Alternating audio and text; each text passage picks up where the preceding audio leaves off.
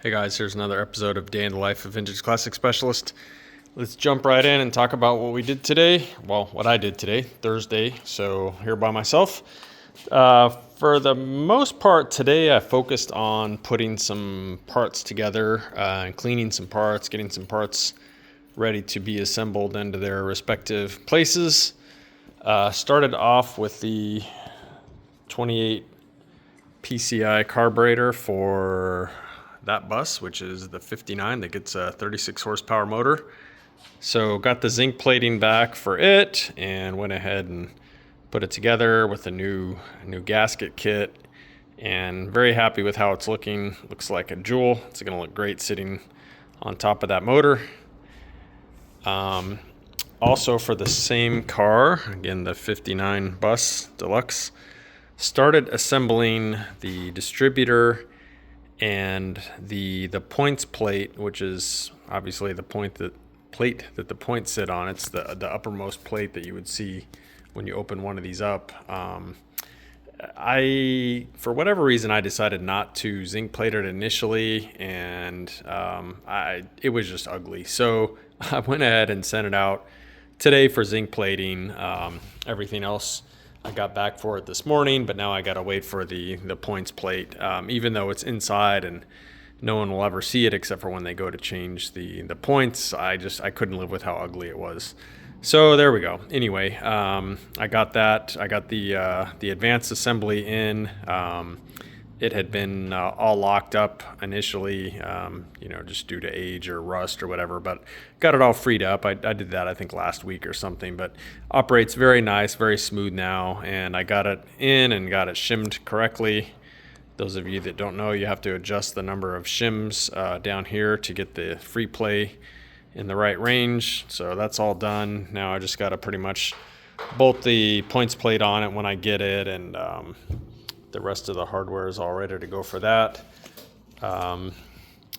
These guys are great. VW NOS, excuse my nasty fingernails, for this kind of weird stuff that no one else has. So these are some little isolator pieces for the point circuit on these, so that the screw that the points bolt to, where the wire lead off the points needs to come from inside the distributor to outside the distributor via a bolt like that, and that bolt needs to not touch the housing of the distributor.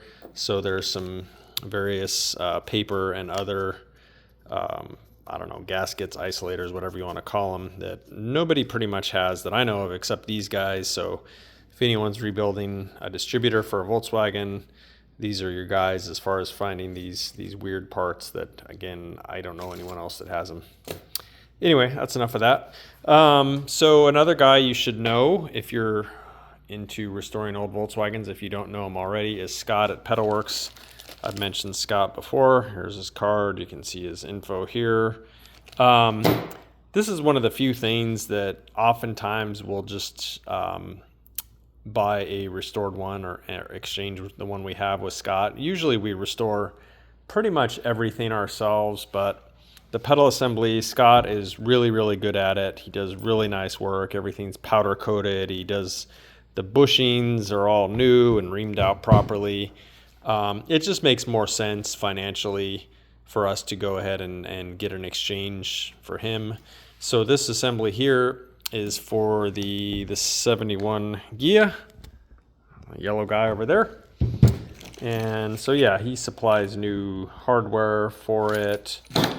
He refurbishes the brake push rod and everything. So it's just kind of a no-brainer to get this from him as an exchange. Work is very, very, very nice.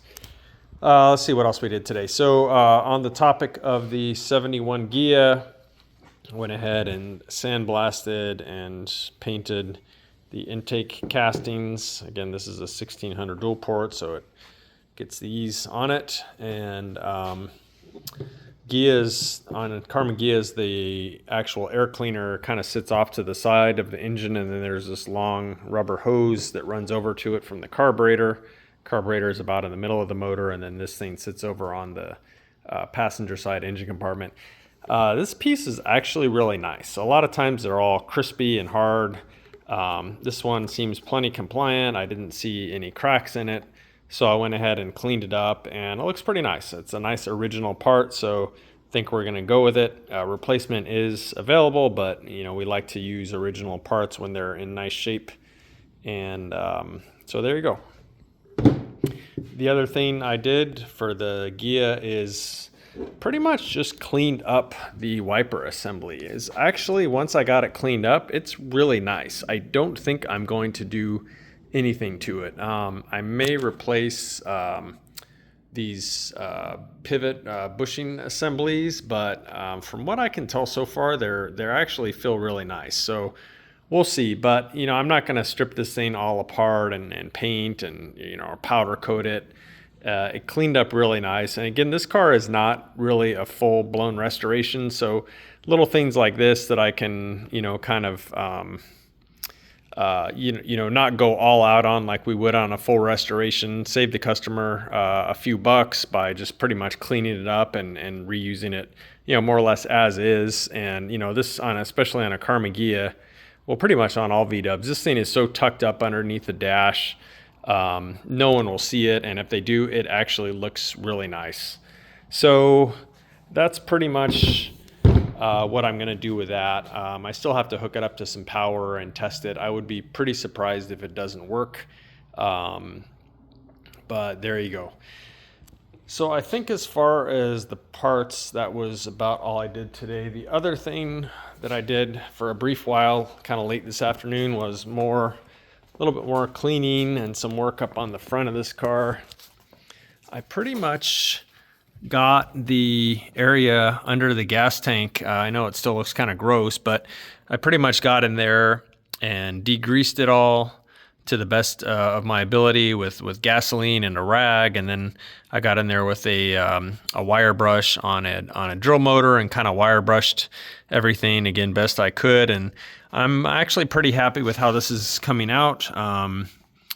Once this is all undercoated, it's going to look really nice. Again, this car is not a full restoration. If it was, we would have stripped out everything, and it would have all been the suspension would have all been painted off the car and so on and so forth. But again, this is not a full restoration, so just trying to find some ways to be kind of efficient here and have the car look really, really nice without going too crazy on it in some respects like this, especially an area underneath here that pretty much no one's ever going to see.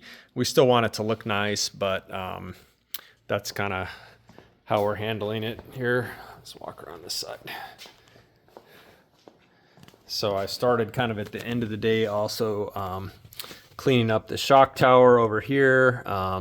Started wire brushing it, may wire brush it a little bit more, and then I got to clean all up underneath here, the inner fender area, and then pretty much do the same on the other side, shock tower and the under fender area, and then the front underside and suspension of the car is pretty much ready to do the undercoating. So I was gonna maybe do that tomorrow, but I've kind of got a bus in my way that's not really mobile right now, sitting on jack stands. So I'm not sure if I'm going to. I've got the oval window over there covered up. I may actually throw a cover on this pan and then, I don't know, somehow cover some of these shelves and then do the undercoating right here. That stuff is kind of a mess though, so I really prefer to do it outside, but we'll see. Worst case, I'll do it probably Monday once this bus is on wheels and we can move it and then move the Ghia out of the shop. So that's it for today, guys. Thanks for watching. See you tomorrow.